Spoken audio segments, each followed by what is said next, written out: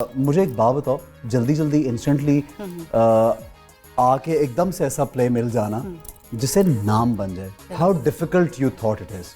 I think it's not very difficult. एक तो मेरी एजुकेशन भी फिल्म मेकिंग की बैकग्राउंड से है, फिर आप जैसे मुझे ये भी आज इजहारे राय करनी है कि actually my first ever Jibran telefilm was with Ehsan. So I wrote it, I directed it, मैंने उसमें एक्ट किया, I was the leading lady with Ehsan. तो मेरा जो ब्रेक थ्रू था, ये शायद आपके लिए नई बात है, it was with Ehsan for obviously for a very prominent channel. तो आई थिंक स्टार्टिंग ही अल्हम्दुलिल्लाह वाज फ्रॉम कंटेंट ड्रिवन और बड़ी अच्छी स्टोरी लाइन। और फिर उसके बाद अदनान के साथ एक प्ले किया जो बहुत अच्छा था, गुगी। और फिर that was a very well made play. Iqbal is a very good director. फिर Saifi Hasan a wonderful director, उसके साथ ये डायन वाला बड़ा मजे का। This is very important, I think, for any actor, be a newcomer or a seasoned one, कि आप किन लोगों के साथ काम करते हैं। हाँ, it She has been, I think, blessed to work with these names which you just said. No doubt, no doubt. अच्छा अमर, डायरेक्शन सीखी और स्क्रिप्ट राइटिंग करती हो, एक्टिंग भी करती हो, तो इतना सारा कुछ ये कहाँ से? कास्ट भी करती हो? Obviously.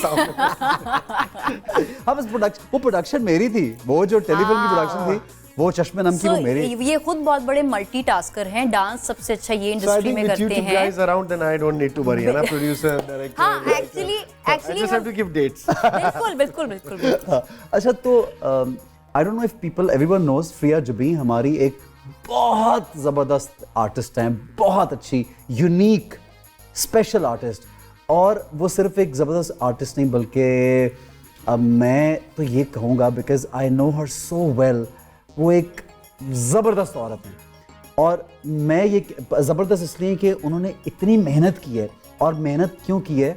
अमर के लिए। क्योंकि मैंने उनके साथ काम किया, मैं उनको काम के अलावा भी बहुत उनसे मिला हूँ, क्योंकि she is a lovely lady and we love her, all of us. मैं जब उनसे मिलता था, वो एक बात करती थी, मुझे बस अपनी बेटी को पढ़ाना है, मुझे। And Jibran, this is so amazing, it's like a story. मैं मेरे घर में ना, मेरी जो बेगम है ना, वो मुझसे पूछ रही है, हाँ अमर क्या कर रही है आजकल, इस फ्रिया पर हैप्पी? यानी हम लोग इतना इनको वो देखते हैं और फॉलो करते हैं। But because I love Freya Jabeen, इसलिए उनका जिक्र करना जरूरी था। तो अम्मा ने कितना पुश किया कि बेटा पढ़ो भी और काम भी करो। अच्छा, शुरू में क्योंकि मैं इतना I was not very open कि मुझे एक्टिंग करनी है, थोड़ा सा डर भी लगता था कि अम्मा ने इतनी स्ट्रगल की, she is given 35 years to the industry. तो मैं भी बड़ी स्टूडियस थी, ओ लेवल्स में भी स्ट्रेट एज लिए, ए लेवल्स में भी, and I had no connection with the media. मैं आज तक अम्मा के किसी शूट पे भी नहीं गई। एग्जैक्टली। वो फिर, लेकिन फिल्में देखने का एक बहुत कीड़ा था, वो एक आर्टिस्टिक कीड़ा जो होता है ना, वो कुंडी लगा के चने के खेत में नाचने का ड्रेसिंग टेबल के सामने, वो शुरू से था।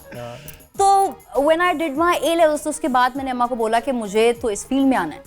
तो उन्होंने कहा कि मैंने तो अपनी अड्डियां रगड़ी हैं इस फील्ड में आने के लिए, इतनी मेहनत की है, तो तुमने आना है तो ऐसे तो नहीं आओगी, कुछ पढ़ जाओ। यहाँ पे अंग्रेजी को टेलेंट से ज्यादा जो है वो उनका एक माइंडसेट है कि वो फौकियत दी जाती है, you know, your outward appearance, उसको शायद ज्यादा रेट किया जाता है आपके टैलेंट से भी ज्यादा कभी कभार। नहीं, कभी कभी अमर, कभी कभी ऐसा होता है, जो चीज आपके अपने अंदर भी लैक कर रही हो ना, एट टाइम्स आपका दिल करता है कि अच्छा मैं डॉक्टर नहीं बना, मेरा बच्चा बन जाए।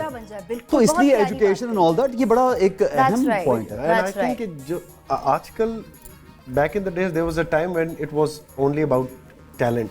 Now it's about packaging. It's a package. It's a whole package. Your mother actually told you in her own ways that concentrate on the package as well, not just the talent. ये जो English की बात थी कि बिल्कुल सही, आप दोनों ही सही पहुंचे हैं।